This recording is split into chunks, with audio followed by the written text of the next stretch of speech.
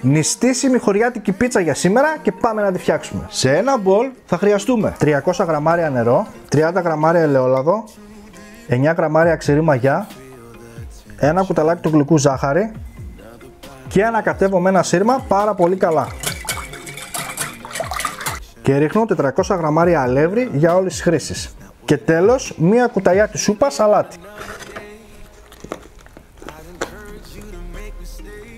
Το ζυμάρι μας πρέπει να έχει αυτή τη σύσταση, πρέπει να κολλάει. Θα το σκεπάσω με μια μεμβράνη και θα το αφήσω σε ένα ζεστό μέρος να ξεκουραστεί μέχρι που να διπλασιαστεί σε όγκο.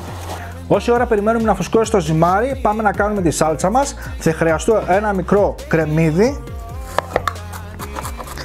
Κόψαμε και το κρεμμυδάκι. Κατσαρολάκι πάνω στη φωτιά. 2 κουταλιές σούπας ελαιόλαδο μέσα το κρεμμύδι. Τσιγαρίζουμε λίγο το κρεμμυδάκι μέχρι που να μαραθεί, να γυαλίσει που λέμε.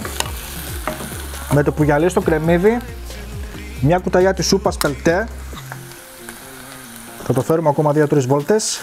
200 γραμμάρια ντομάτα κονκασέ, ένα κουταλάκι του γλυκού ζάχαρη, ένα κουταλάκι του γλυκού ρίγανη, μισό κουταλάκι του γλυκού σκόρδο σε σκόνη, αλάτι και πιπέρι. Επίσης μπορείτε να βρείτε έτοιμη σάλτσα για πίτσα στα σούπερ μάρκετ. Μαγειρεύουμε για περίπου 2 με 3 λεπτά. Η σάλτσα μας είναι έτοιμη. Θα τη βάλω σε ένα μπολάκι για να κρυώσει πιο εύκολα. Πάμε να κόψουμε τα υλικά που θα βάλουμε πάνω από την πίτσα. Ένα κρεμμυδάκι μικρό, θα το κόψουμε σε ροδέλες. Πιατάκι, θα βάλουμε τα υλικά με τη σειρά. Πάμε να κόψουμε την πράσινη την πιπεριά μας και αυτή σε ροδέλες.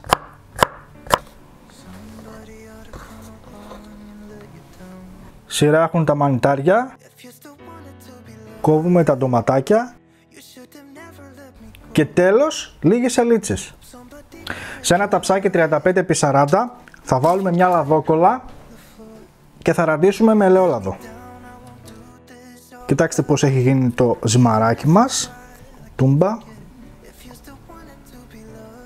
Λίγο ελαιόλαδο από πάνω και θα το ανοίξουμε με τα δάχτυλα. Είδατε τι ωραίο που ανοίγει. Φανταστικό ζυμαράκι. Στρώνουμε τη σάλτσα μας. Πάνω από τη σάλτσα θα τρίψουμε νηστίσιμο τυράκι. Φυσικά εσείς μπορείτε να βάλετε ό,τι τυρί σας αρέσει εσάς. Ντοματούλα. Πιπεριά.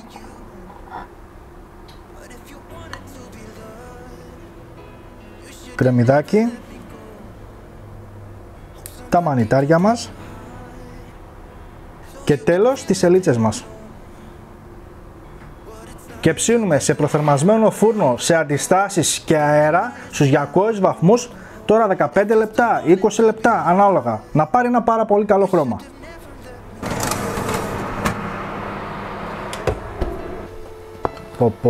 Πω.